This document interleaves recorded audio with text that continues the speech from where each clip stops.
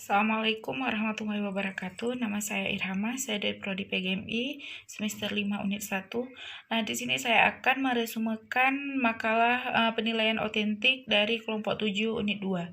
Nah, dalam dunia pendidikan, penilaian adalah proses memberikan atau menentukan pada objek tertentu berdasarkan suatu kriteria tertentu. Nah, sedangkan autentik adalah keadaan yang sebenarnya, keadaan di mana siswa dinilai berdasarkan kompetensi yang benar-benar dimiliki oleh siswa.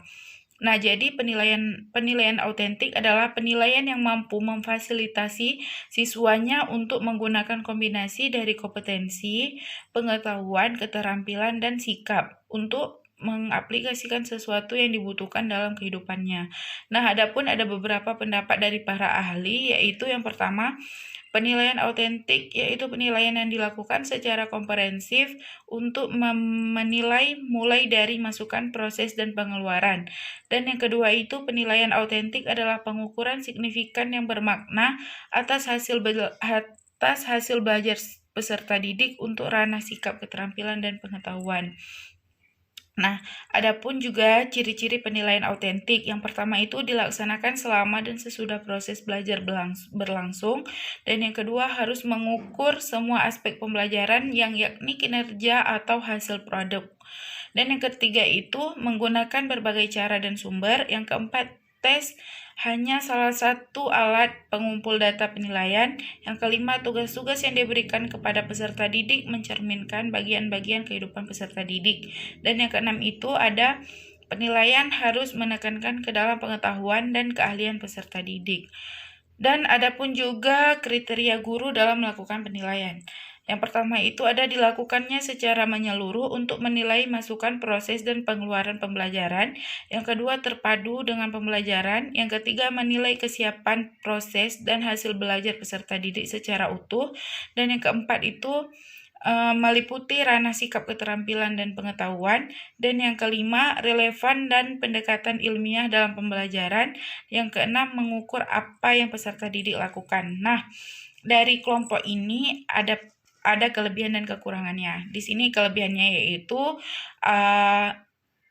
ada dicantumkan ciri-ciri penilaian autentiknya dan juga ada kriteria guru dalam melakukan penilaian.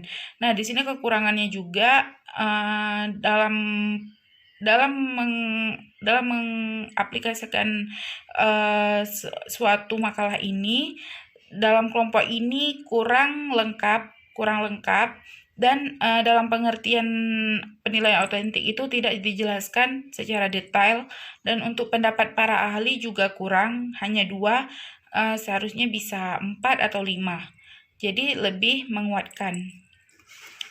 Dan yang selanjutnya itu ada penilaian autentik pada kelompok 3 unit 2. Di sini hanya dijelaskan yaitu jenis-jenis penilaian autentik. Yang pertama itu ada penilaian kinerja, penilaian proyek, penilaian portofolio, penilaian tertulis, penilaian kompetensi diri, dan penilaian diri. Dan ada juga prinsip-prinsip penilaian autentik. Yang pertama itu objektif, terpadu, transparan, akuntabel, dan ekonomis. Nah, di sini juga dijelaskan tujuan dan manfaat penilaian autentik. Menurut Diana Hart, menyatakan beberapa kelebihan dari penilaian autentik, yaitu yang pertama, siswa berperan aktif dalam proses penilaian. Pada fase ini mampu menolong siswa untuk mengurangi rasa cemas yang dapat mengganggu pikiran dan juga harga diri siswa. Dan yang kedua itu ada tugas yang digunakan dalam penilaian autentik lebih menarik sesuai dengan kehidupan sehari-harinya. Dan yang ketiga itu ada sifat lebih positif terhadap sekolah dan belajar dapat berkembang dengan baik. Dan yang keempat itu ada penilaian autentik lebih menekankan siswa untuk belajar mengajar. Nah, di sini di dalam kelompok ini juga ada kelebihan dan kekurangannya. Kelebihannya itu di sini dijelaskan secara detail tujuan dan manfaat penilaian autentik ini sendiri. Nah, yang kekurangannya itu dalam video kelompok 3 ini penjelasan dalam video itu tidak terdengar, yang hanya terdengar musik musik yang ada dalam video. Jadi untuk kelompok 3 ini semoga kedepannya lebih kreatif dalam mempresentasikan makalahnya dalam bentuk video.